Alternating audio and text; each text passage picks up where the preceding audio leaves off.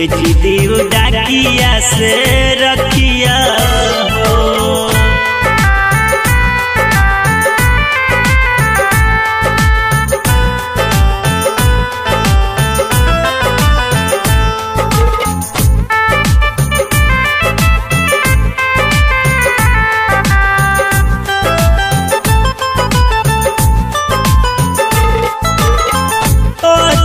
चंदना थाली में सजा के बैठल हो असरा लगा के।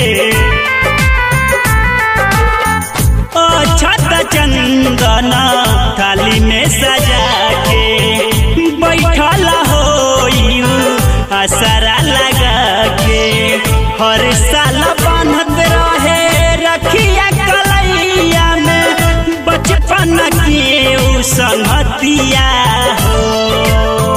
कही दिया भाइयों के घरवा नया भेजी दी लिफाफा में ऊ रखिया हो। पानी बोडरावा पे घरवा नया भेजी दी डाकिया से रखिया हो।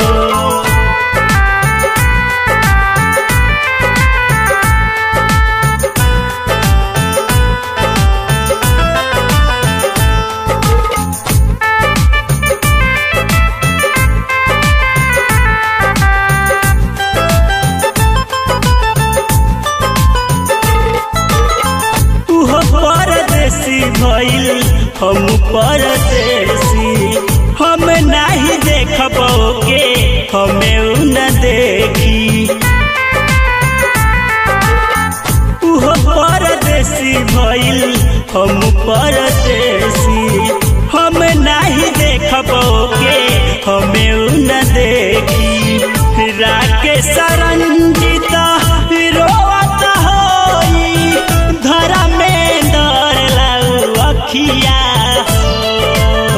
कही दिया भाइयों पर घरवा नया भेजी दी लिफाफा में ऊ रखिया हो। बानी बोडरावा पर घरवा नया भेजी दी डाकिया से रखिया हो। Rishabh recording studio Simra.